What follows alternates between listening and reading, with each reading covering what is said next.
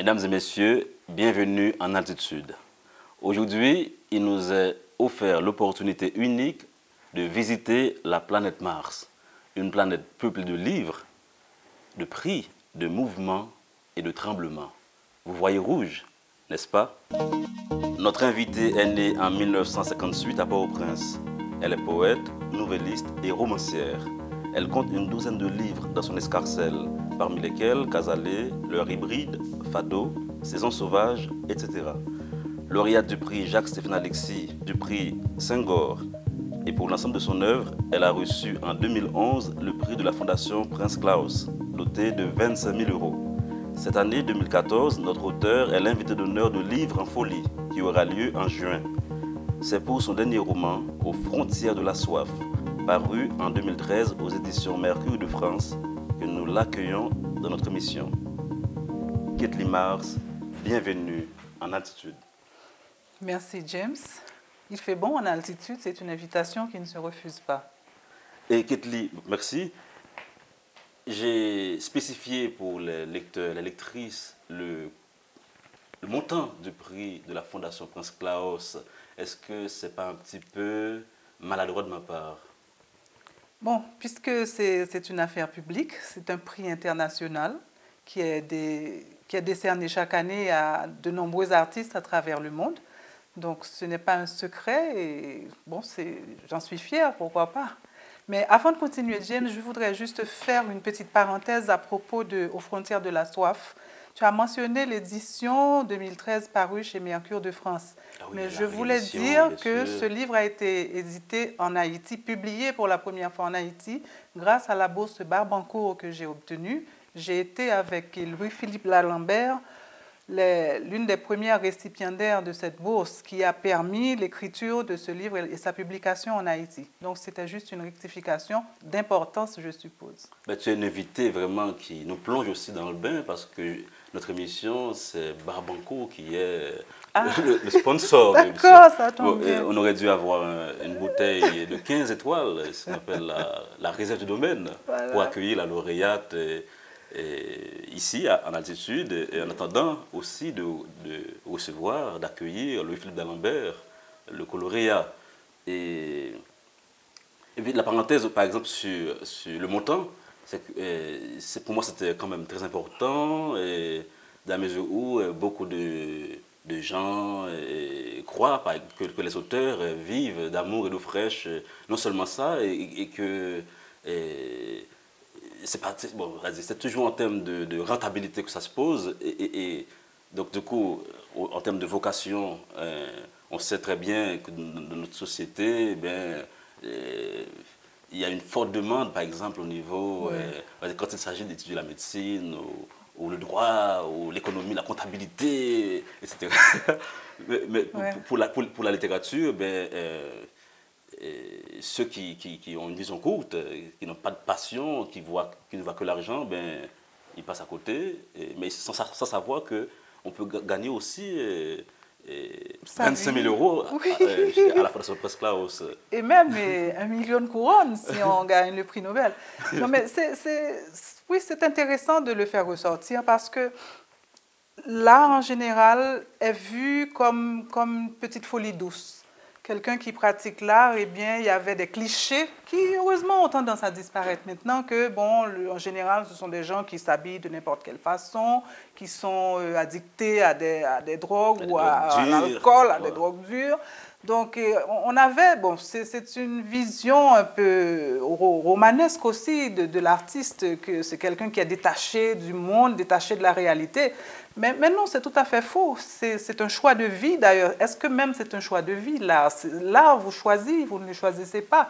Et maintenant, bon, quand on s'installe dans sa passion, eh bien, on la vit et on essaie d'en vivre aussi.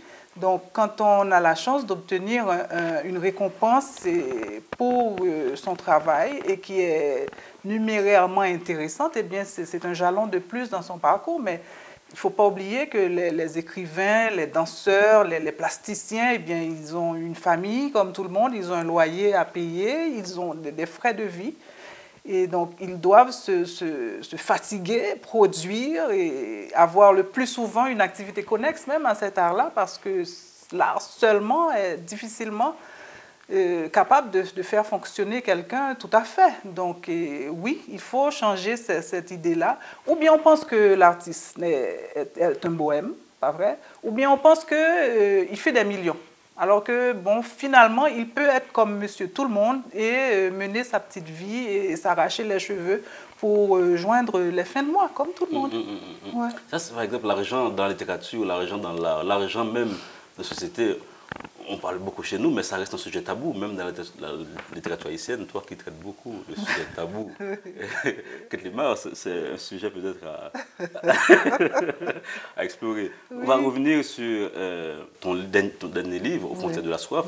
Je sais que pour Livre en folie, sans doute tu vas avoir de nouveaux romans ou de nouvelles publications.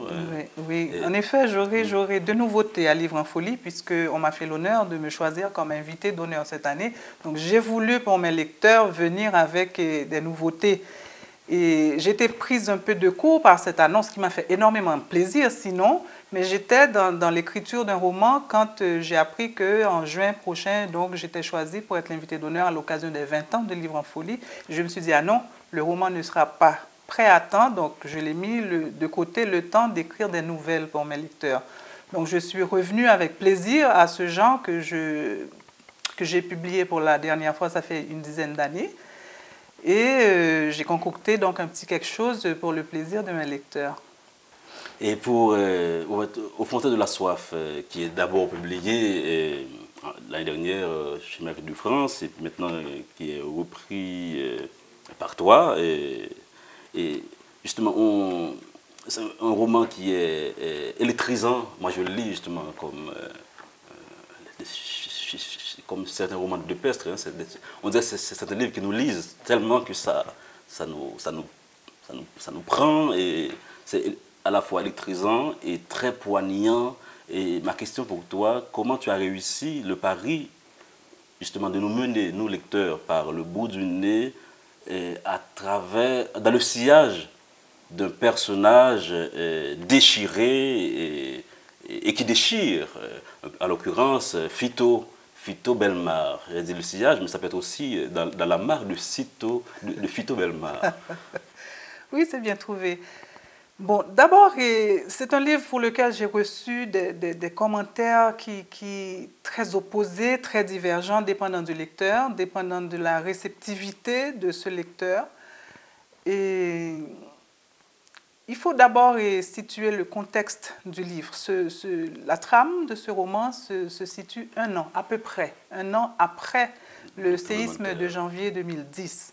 Ça veut dire quoi? Ça veut dire que c'est une époque où il y a eu ce qu'on appelle en anglais un anticlimax. Si tu te rappelles bien, malgré le drame de ce séisme en 2010, il y a eu comme un espoir peut-être fou, un espoir qui vraiment ne tenait pas à grand-chose, mais c'était un espoir d'une renaissance d'Haïti. L'espoir qu'après ce drame, cette catastrophe extraordinaire que nous avons connue, eh bien, nous ne pouvions que remonter. Il n'y avait plus moyen d'aller vers le bas, de toucher le fond. Nous avions touché le fond et qu'il y aurait une résurgence je ne sais pas moi, d'amour, d'énergie, de solidarité, d'amitié et tout ça. Et pendant quelques mois, vraiment, on était dans une sorte d'euphorie, si on peut dire le mot euphorie, quand même dans ce contexte très sombre. Et j'y ai cru. Je suppose que tu y as cru. Oui. Beaucoup d'entre nous, nous autres écrivains, nous avons écrit beaucoup d'articles à ce sujet. Je me rappelle un article que j'ai écrit pour un magazine allemand, le Die Zeit, l'un des principaux journaux allemands, et qu'il a accepté tout de suite parce que justement, je parlais de la renaissance d'Haïti, je parlais des murs qui étaient tombés, des murs réels comme des murs fictifs, les murs dans nos têtes. Donc, j'étais plein de cet espoir, plein de cette bonne volonté, etc.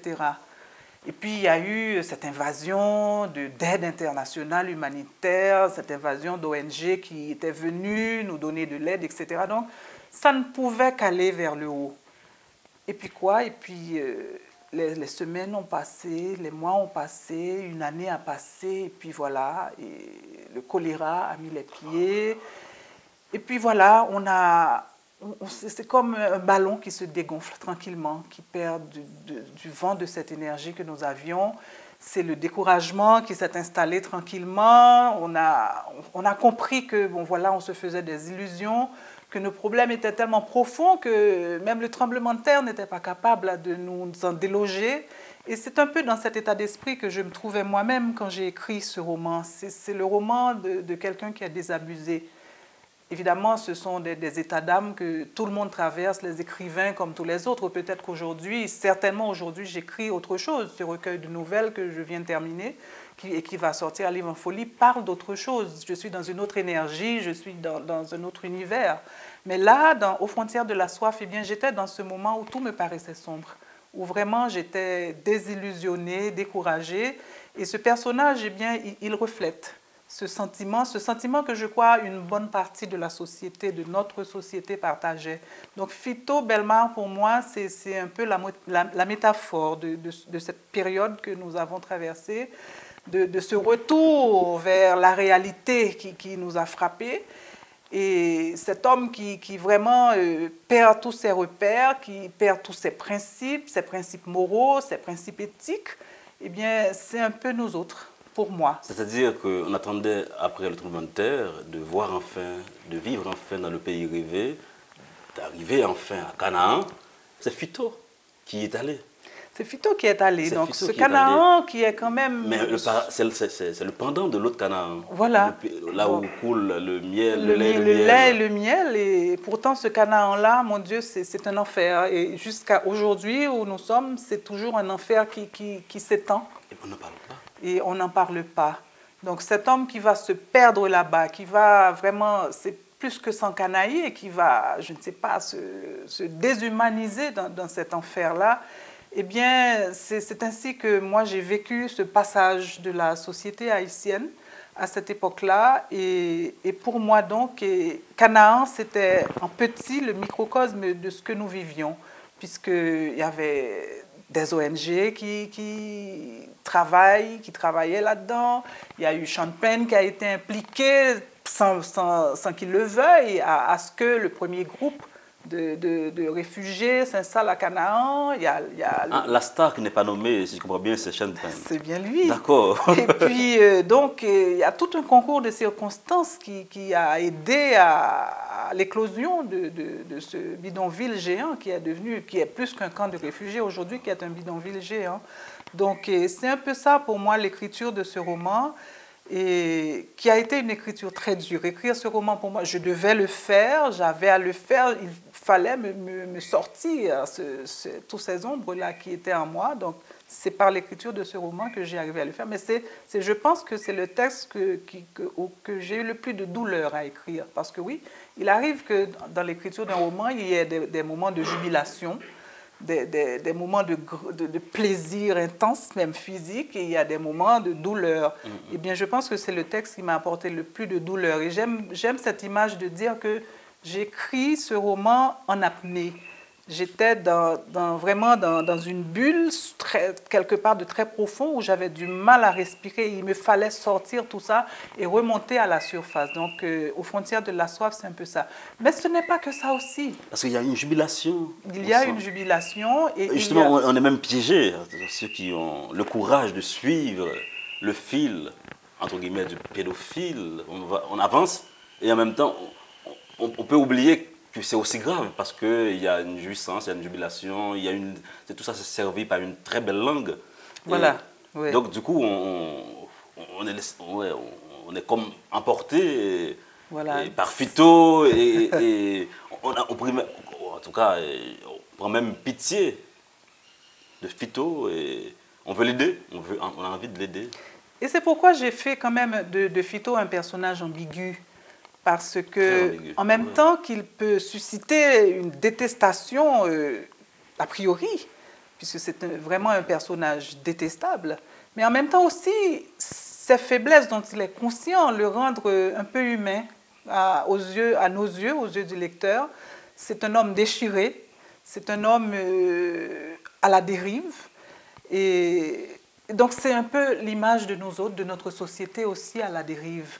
Qui fait des choses, qui commet des actes que souvent nous faisons ce genre de choses, que nous reprochons aux autres, que nous accusons les autres de commettre et nous sommes bien étonnés, bien surpris, bien catastrophés de voir que bien très souvent nous autres aussi nous sommes pris au piège de ces mêmes actes. Donc c'est un peu ça, Fito. Et je suis très contente que tu aies parlé de l'écriture parce que pour faire passer ce message, pour faire passer la dureté de ces situations, il me fallait une écriture quand même douce, une écriture poétique, une écriture qui va jusqu'au fond des choses. Et il m'a fallu aussi importer ce personnage de la japonaise qui vient faire son reportage un an après le séisme et qui apporte un souffle à ce roman parce que rester entièrement à Canaan, eh bien, c'était condamné ce roman.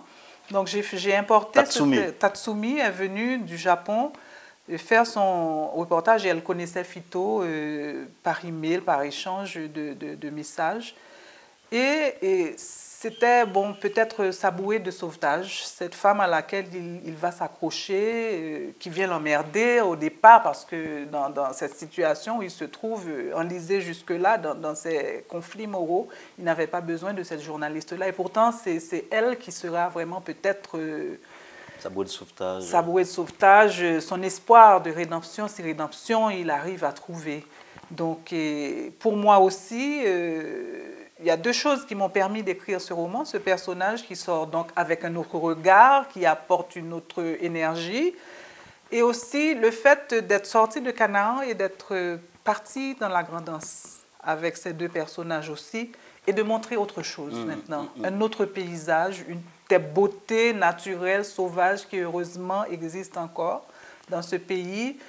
Et évidemment, c'est pas croire que Fito, une fois qu'il arrive là-bas, il va devenir un ange, il va être lavé par la beauté du paysage. Non, il est encore dans les transes de sa souffrance, mais petit à petit, il va se relâcher, il va se retrouver. Et la compagnie de Tatsumi et de cet ami écrivain qu'il retrouve là-bas vont peut-être lui donner une chance de se reprendre et de redevenir l'homme qu'il était.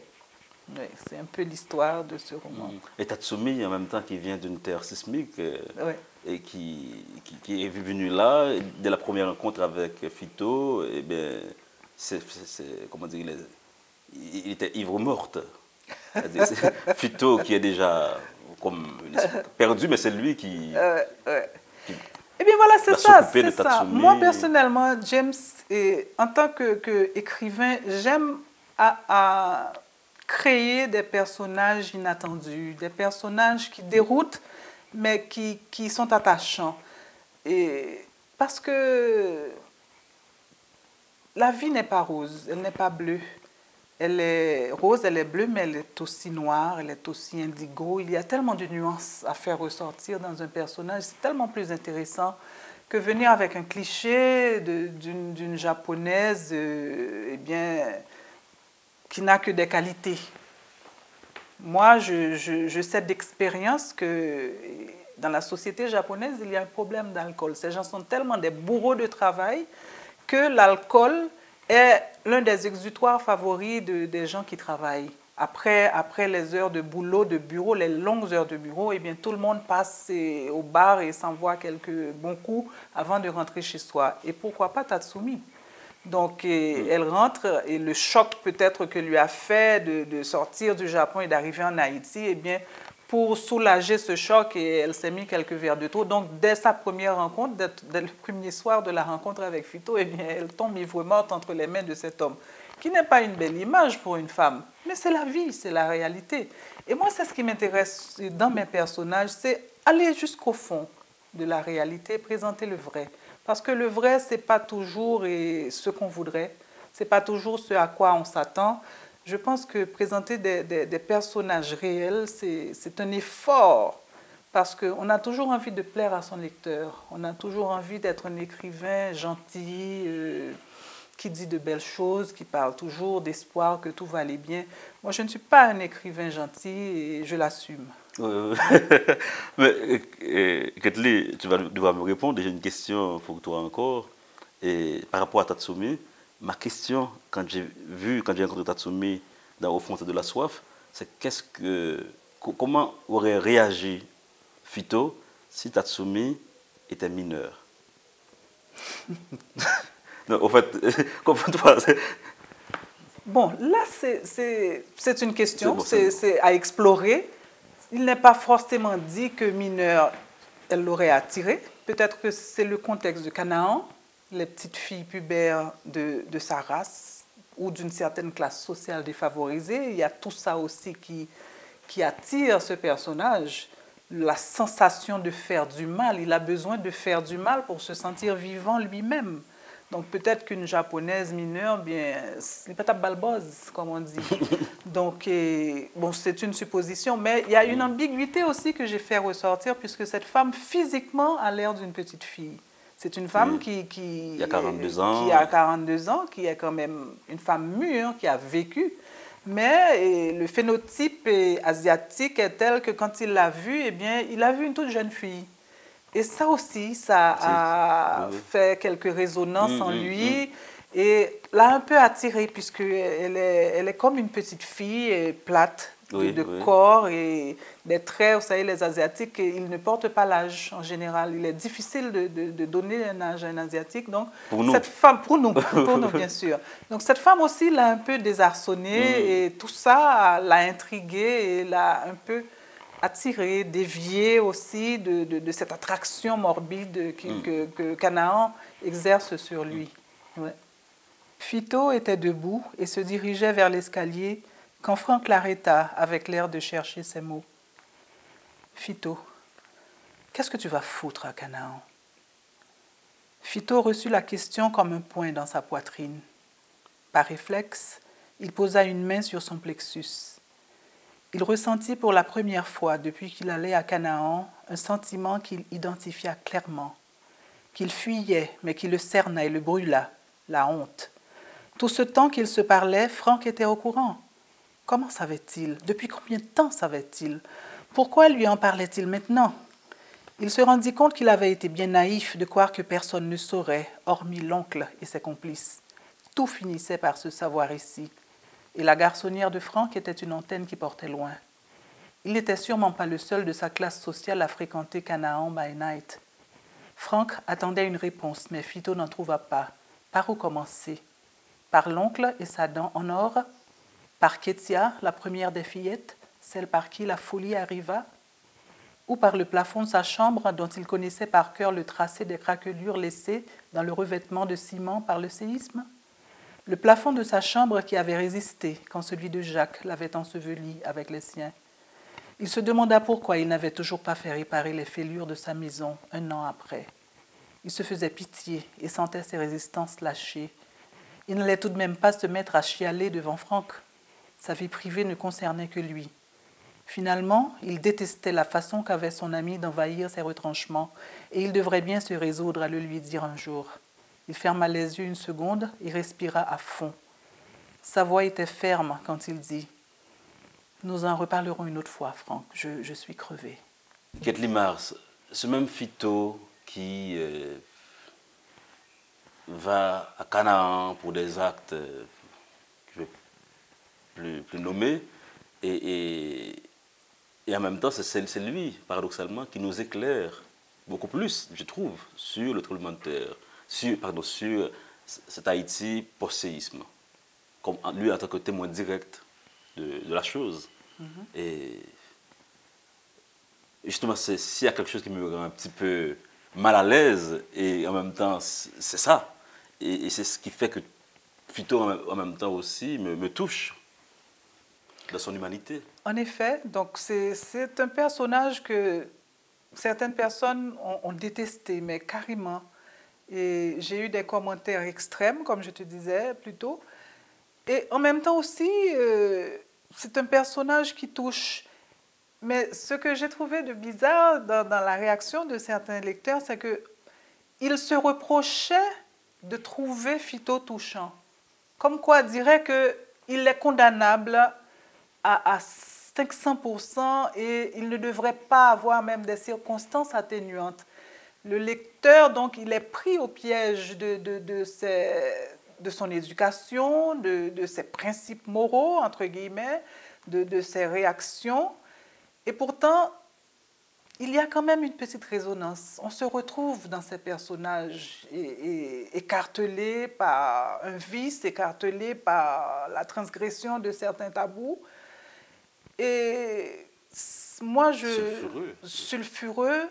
Donc, et souvent, on oublie que le créateur n'est pas ce personnage. Donc, on aurait tendance à m'en vouloir personnellement des réactions que ce personnage suscite chez le lecteur. Et récemment, par hasard, je faisais des recherches sur le net et je suis tombée sur un article d'un écrivain haïtien défunt aujourd'hui qui s'appelait Lescouflair. Je ne sais pas si tu as connu ce nom. Et qui faisait un commentaire justement sur mon roman L'heure hybride. Et il a loué l'écriture, il a loué la qualité du texte, mais il a déploré qu'une femme de ma stature sociale, etc., et de ma qualité d'écriture se soit, je ne sais pas, détournée, encanaillée à parler d'homosexualité, à parler de cet homme qui d'abord est un gigolo et qui au soir de sa vie se découvre des pulsions homosexuelles. Pour lui, c'était comme quoi j'avais perdu mon temps ou bien j'avais, entre guillemets... en perte de repère toi-même. En perte de repère moi-même ou bien gaspillé mon écriture à des choses qui n'en valaient pas la peine. Évidemment, c'est une opinion, je la respecte. Mais je pense que des réactions pareilles, moi je pense au contraire qu'elles justifient cette recherche, enfin ma recherche à moi, parce que nous avons chacun, écrivain, comment dire, un univers que nous explorons, quelque chose qui traverse notre œuvre, une recherche, une démarche. Et ma démarche, justement, c'est ces personnages difficiles, ces personnages condamnables, entre guillemets, mais qui en même temps, dans lesquels nous nous retrouvons et que nous détestons davantage parce qu'ils suscitent des choses en nous, ils évoquent des choses en nous que nous refusons de voir. Moi, je veux ces personnages justement qui nous mettent face à nous-mêmes, qui nous mettent nus devant nous-mêmes. Et qu'à ce moment-là, on peut faire le choix. Voilà, je ne suis pas comme lui, voilà, je suis comme lui.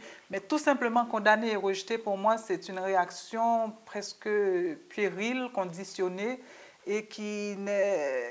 Moi, je veux que mon lecteur m'accompagne dans ma démarche et se défasse de certains préjugés, se défasse de certains carcans pour être un lecteur objectif. Pour un lecteur qui est grand monde, qui est capable d'aborder un texte, et puis je ne lui demande pas d'être d'accord, je ne lui parle pas, mais il ne faut pas toujours être un lecteur du premier degré, un lecteur paresseux pour moi, parce qu'il y a des nuances, il y a toutes sortes de choses dans un roman. Et oui, il y a plusieurs couches. Moi, j'aime lire, et je ne sais pas, moi, j'aime lire Joyce Carol Oates. J'aime lire Edgar Allan Poe, j'aime lire Stephen King, j'aime lire, bon, c'est un goût aussi personnel, évidemment il n'est pas donné à tout le monde d'aimer ce genre de choses, mais je pense qu'il faut quand même aussi reculer ses limites et aller à la rencontre d'autres choses. Et c'est ce que j'essaie d'apporter à ma littérature et à la littérature haïtienne en général, à travers ce genre de personnages. Donc cette petite digression, c'était pour parler de L'heure hybride, qui est peut-être mon premier roman du genre où j'ai abordé des territoires interdits jusqu'à présent. D'abord, je me suis mise dans la peau d'un homme, ce qui était peut-être une première dans la littérature haïtienne écrite par les femmes. Et souvent, c'est une question, quand je rencontre le public, on me demande pourquoi je l'ai fait, pourquoi j'ai osé le faire, comment j'ai pu réussir à le faire. Bon, c'est rien d'extraordinaire. Le personnage ne s'appelait pas déjà Fito, non? Non, c'était Rico. Rico l'ermite. Donc, bon, je me suis dit, écoutez, écrire pour écrire ce que les autres ont déjà écrit pour refaire les mêmes choses, tout a déjà été dit finalement. Mais on peut reprendre les sujets, mais avec un autre éclairage, à travers une autre sensibilité, une autre expérience. Les contextes changent, les mœurs évoluent. Donc, la littérature évolue aussi. Ce qu'on écrit aujourd'hui, eh bien, on n'y penserait pas il y a 20 ans, il y a 30 ans, il y a 50 ans. Ce serait absolument impossible. Donc, moi, je dis pourquoi pas. Il faut aller explorer, il faut eh bien, faire violence même à soi-même d'abord, parce qu'il n'est pas dit que moi non plus, je n'ai pas d'état d'âme en écrivant certaines choses, certaines scènes, en créant certains personnages. Ça m'a pris un certain temps pour m'assumer comme l'écrivain que je suis, et ce n'est pas un choix. C'est peut-être un choix esthétique, mais l'univers que j'explore, eh bien, il s'impose à moi. Ce soir, ils vont m'envoyer sous la tente. Je le sais, je le sens. Ma tante ne m'a rien dit, mais je l'ai vu parler au monsieur qu'on appelle Golem. Il chuchotait, il ne pensait pas à moi, mais j'ai compris.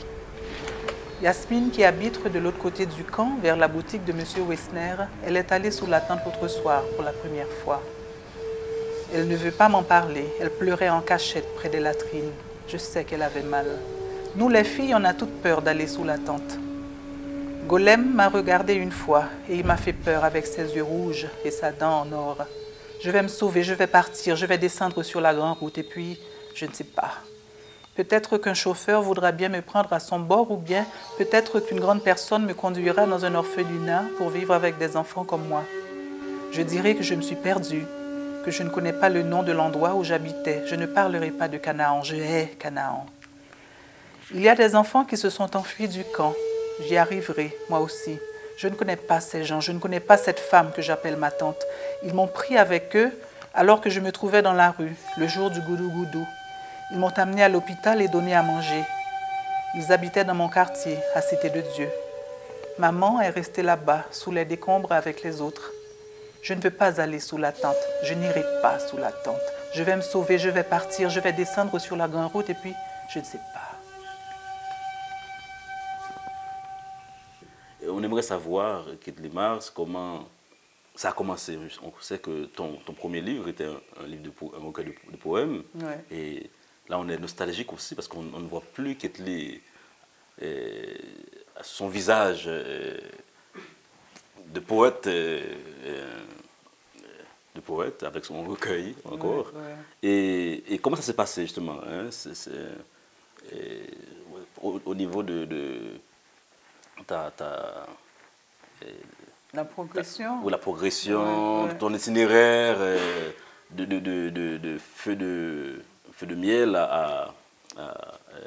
aux frontières de la soif. Oui, eh bien, bon, ça fait Il y a déjà... beaucoup de chemin. Il y a beaucoup de chemin, un quart de siècle déjà. Et, eh bien, c'est comme ça. Je ne pense pas que ça s'explique. Et comme toi non plus, peut-être que je n'explique pas que tes premiers besoins d'expression en littérature se soient exprimés par la poésie. Ça m'est venu comme ça à un moment particulier de ma vie où j'ai eu besoin de m'exprimer par l'écriture. De ça, j'étais sûre. Depuis mon enfance, où j'ai été une grande lectrice dès que j'ai su lire, je savais que j'écrirais. Mais j'écrirais, c'était une projection dans le futur qui a peut-être attendu 30 ans avant de se concrétiser. Mais le besoin est venu par l'écriture, par la poésie, pardon. C'était tout naturel, spontané, parce que la poésie, c'est quoi? Eh bien, c'est des pulsions qui viennent tout de suite. C'est suscité sous le coup d'émotions immédiats. On se sent dans un état mental, émotionnel X qui fait qu'on a besoin de sortir ça tout de suite. Et c'est la poésie qui est le médium le plus naturel, le plus spontané qui vienne. Mais j'ai sorti 2 plaquettes de verre, Feu de miel. Et je fais une petite parenthèse pour dire que Feu de miel, j'ai pu le publier à compte d'auteur avec le cachet que j'ai reçu pour le prix Jacques-Stéphane Alexis de la Nouvelle, à l'époque, qui était de 15 000 gourdes. J'ai reçu ces 15 000 gourdes et je me suis dit, je n'y touche pas, il doit servir à publier Soleil contraire. Mon premier livre. C'était la nouvelle Soleil contraire qui a été primée à l'époque. Donc, avec mon petit cachet de 15 000 gourdes, je l'ai serré bien précieusement et il a servi à publier Feu de miel. Donc, c'est comme ça que Feu de miel est sorti. Et dès cette plaquette, ce premier petit recueil de poèmes, eh bien, l'écrivain que j'étais commençait à trouver ses couleurs, puisque l'audace de cette écriture avait un peu étonné les lecteurs. J'avais eu la chance de faire la vente signature de ce recueil à Livre en Folie. Et je crois qu'il en était peut-être à sa 3e édition. Nous étions 6 écrivains à l'époque. Quand j'y repense, 6 écrivains écrivains. seulement. Et j'étais la petite bleue parmi des grosses têtes qu'il y avait Franck Etienne, je me rappelle, Deïta, Georges Corventon, Carlo Desinor, et qui d'autre Déjà 2 morts. encore? Oui, Pierre-Raymond Dumas. Ah, il est vivant, lui. Il est vivant, donc je pense qu'il y a trois morts déjà, Deïta, Georges et Et Carlo. Carlo. Donc ça Ah fait, ouais, ça ouais. fait du temps. Le temps a passé, mais tranquillement, je me suis tournée vers la prose parce que je sentais un besoin d'un souffle plus long, le besoin d'entrer dans une aventure plus importante. Et dans un deuxième temps, c'était comme une sorte de compromis. J'ai écrit des nouvelles. Pourquoi? Parce que bien que la prose m'attirait, mais j'avais peur d'entrer de plein pied dans le roman. Donc pour moi, la nouvelle était un compromis, et comme je me trompais, parce que la nouvelle n'est pas un genre facile, hein, et je l'ai découvert évidemment, et j'ai lu beaucoup de nouvelles avant de m'essayer à la nouvelle, et j'ai écrit 2 Tu les écris, par recueils. exemple. Et Maupassant, c'est le Ah plus oui. indiqué, évidemment. Et puis, par la suite, j'en ai découvert tellement d'autres. Bon, mon nouvelliste favori, c'est Julio Cortázar. L'Argentin, c'est un monsieur pour qui j'ai une Extraordinaire. admiration Et extraordinaire. Borges. Et Borges, bien sûr. Et puis, bon, les nouvelles, il y en a de tous les horizons et traduites dans toutes les langues. Et donc, moi, je me suis saturée de nouvelles avant de commencer à en écrire. Et Marquez qui vient de mourir. on a écrit aussi. Donc, c'était pas un genre facile. C'est même, il faut beaucoup d'art, beaucoup de doigté pour réussir une nouvelle. Et donc, je suis passée à l'écriture de la nouvelle qui était comme un terme milieu pour passer maintenant au roman. Et aujourd'hui, donc, que je viens de terminer ce petit recueil de nouvelles, j'ai retrouvé cette écriture avec tellement de plaisir et avec beaucoup plus de sérénité, puisque là, je ne fais pas de compromis, j'écris la nouvelle pour le plaisir d'écrire la nouvelle, et j'ai eu tellement de plaisir à le faire. Et je réalise aussi que je maîtrise beaucoup plus le genre, puisque l'intensité d'une nouvelle, l'univers d'une nouvelle, et tout ce que ça prend de maîtrise pour réussir une histoire courte. Et vraiment, c'est jouissif, l'écriture. Et je pense qu'on a beaucoup de chance d'avoir cette passion dans sa vie, quelle qu'elle soit, une passion de création, mais dans mon cas, la littérature, vraiment, et j'ai vraiment... C'était comme un retour en arrière, revenir à un genre que je n'avais pas pratiqué depuis quelque temps, et de voir maintenant qu'on le fait avec tellement plus de facilité, tellement plus de plaisir, avec tout ce qu'on a lu, avec tout ce qu'on a déjà écrit. Donc voilà, passer maintenant d'un genre à l'autre, pour moi, c'est comme changer de vêtements, changer de lieu, me rendre ailleurs. Et tu disais que, bon, on ne voit plus Kathleen Mars, la poète, mais ça m'arrive encore d'écrire de la poésie, même si je n'en publie pas. Et j'écris de la poésie en créole maintenant, et ça encore, c'est une autre dimension dans la poésie que je découvre, parce que je trouve que l'expression chez moi est plus puissante quand j'écris de la poésie en créole, par exemple. C'est mon impression.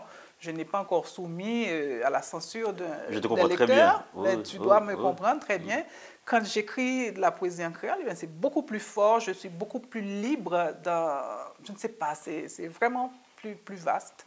Donc, j'aimerais bien, je ne sais pas, je ne me donne pas de limite, mais dans le temps, et faire... sinon, un recueil en créole, mais un recueil bilingue. Et vraiment, maintenant, j'en suis à la phase où j'écris vraiment pour le plaisir. Et vraiment, c'est une chance. Oui. C'est un plaisir, Ouais. que tu nous parles autant de tes désirs, de tes plaisirs. Et... C'est un plaisir qui n'est pas sans son pendant d'angoisse, qui n'est pas sans son pendant d'angoisse, oui, parce que même après 25 ans d'écriture, il m'arrive, pendant le travail d'un texte, d'avoir des doutes sur ce que je dis, sur ma capacité d'aller jusqu'au bout de mon propos, de mon projet. Mais justement, on se nourrit de ces doutes, et ça donne justement sa texture, je pense, à ce qu'on écrit, puisque ça donne toute son humanité, son humilité, et voilà. Ils restèrent un bon moment sur la plage, assis sur le sable, regardant la nuit tomber comme une ouate sombre et les feuilles des arbres devenir des ombres douces agitées par le vent. Il n'y avait presque plus personne alentour. Parfois passait un riverain pressé de rentrer, se souvenant dès que venait la brune du soir de toutes les histoires de zombies et de galipotes de l'enfance des villages. Le whisky, la douceur de l'air et le parfum de pêche de Tatsumi avaient allégé l'humeur de Fito. La tension dans sa nuque se relâchait au fur et à mesure. Il riait même à présent, et Tatsumi ne pouvait s'empêcher de désirer l'éclat mouillé de ses dents. Elle réalisa qu'ils ne s'étaient pas encore embrassés, qu'elle ne connaissait pas le goût de sa bouche, la secrète chaleur de sa langue. Quel démon habitait ce corps qui gardait encore un air d'adolescence malgré les fêlures de l'âge? Quelle pouvait être la cause secrète et sombre du tourment qui le rongeait, car elle avait aperçu son changement d'humeur depuis leur arrivée aux abricots, comme un voile qui avait recouvert son regard. Devait-elle avoir peur de lui? Devait-elle lui parler de l'ombre qui se tenait entre eux, risquer de rompre la fragile harmonie qui les liait? Tatsumi décida de sortir prendre un bain de mer. Seule la mer pourrait calmer sa peau, l'attente de sa peau, l'angoisse de sa peau. Ketli, tu es l'invité d'honneur de Livre en Folie. Et on parlait tout à l'heure du Grand Prix de la Fondation Prince Claus pour l'ensemble de ton œuvre. Et là encore, c'est une belle consécration, être invité d'honneur de Livre en Folie, une consécration dans ton pays même. Oui, c'est une invitation, c'est quelque chose que j'ai reçu avec surprise, que j'ai pris un petit peu de temps à digérer parce que bon, je ne m'y attendais pas du tout. D'autant plus que cette année, c'est le 20e anniversaire de Livre en Folie, donc c'est vraiment un tournant pour cet événement. C'est un événement maintenant en Haïti. Et il est très rare que des institutions, que des entreprises littéraires en particulier durent autant en Haïti, donc ce qui donne d'autant plus d'importance à Livre en Folie. Donc tout ça combiné font que moi, invité d'honneur, eh bien vraiment, c'est très encourageant pour moi, c'est une reconnaissance et que je sois, je ne sais pas si toi tu le vis comme ça, mais que je sois publiée à l'étranger, que je sois traduite en langue étrangère, mon vrai lectorat, ma vraie relation, c'est avec mes lecteurs haïtiens. C'est eux vraiment qui peuvent aller jusqu'au plus profond de ce que j'écris, qui peuvent comprendre toutes les nuances de ce que j'écris. Ils sont mes premiers, vraiment, les premiers lecteurs auxquels je pense quand j'écris. Et Livre en Folie, c'est une sorte de messe, c'est une communion avec les lecteurs, c'est une communion des écrivains entre eux, parce que d'année en année, eh bien, il y en a de plus qui vont durer, qui ne vont passer qu'une saison, qu'une édition de Livre en Folie. Mais c'est quand même devenu un incontournable, quelque chose d'extrêmement important pour nous, parce que c'est le livre qui est à l'honneur, c'est l'écrit qui est à l'honneur. Et puis le public répond. Le public répond, il achète des livres, il est toujours là au rendez-vous et bien vraiment, pour moi c'est un grand honneur. Vraiment, ça me laisse sans mots. Ça me laisse sans mots, sauf que ce sera un grand plaisir d'y être. Et j'anticipe déjà ce plaisir. Et comme je t'ai dit, pour Livre en Folie, j'ai arrêté la production d'un roman pour produire deux recueils de nouvelles, un recueil de nouvelles pour adultes et un recueil de nouvelles pour jeunesse, ce qui est une première aussi pour moi. Parce que c'est vrai que j'avais écrit des feuilletons sur ticket qui étaient destinés à un lectorat jeune, mais un lectorat beaucoup plus averti. Cool Club. Cool Club. Cool Club. C'était toi qui avait Van Cotton Club. Ouais, c'est Cool Club. Donc c'était quand même un lectorat jeune, mais plus averti. Tandis que ce recueil-là que j'ai fait, c'est pour les ados, les jeunes ados de 12, je dis de 12 ans, de 12 ans à 72 ans. Donc vraiment, j'ai écrit en pensant aux jeunes. Je me suis mise dans la peau de jeunes de 12-13 ans et bien, qui lit. Et donc, c'est une belle complicité que j'ai essayé d'établir avec ces jeunes. Donc, ce petit recueil de nouvelles aussi leur est dédié spécialement à l'occasion de cette édition de Livres en folie. Donc, nous avons beaucoup de choses en perspective à faire, à voir, à partager. Est-ce que tu as un message qui est tout à fait lié à ton appétit de lectrice et pour contaminer ces futurs auteurs Absolument, absolument. Moi, je n'ai pas eu la chance d'aller sur les bancs de l'université. Je suis un écrivain tout à fait autodidacte. Tout ce que j'ai appris, je l'ai appris seul et dans les livres. Je pense qu'il n'y a pas un meilleur professeur qu'un livre. Il te forme ton style, il te forme ton jugement surtout, et il te fait voyager, il te fait découvrir beaucoup de choses. Donc pour moi, il n'y a pas de meilleure distraction, de meilleure passion que tenir un livre, qu'inciter les jeunes à découvrir les plaisirs et les bienfaits de la lecture. Donc, toute entreprise qui tend à valoriser la lecture, à encourager les écrivains et les lecteurs, eh bien, je ne peux qu'y souscrire. Donc, je dis, eh bien, ad multos annios pour Livres en folie, et que nos jeunes lisent en général et lisent aussi les écrivains haïtiens.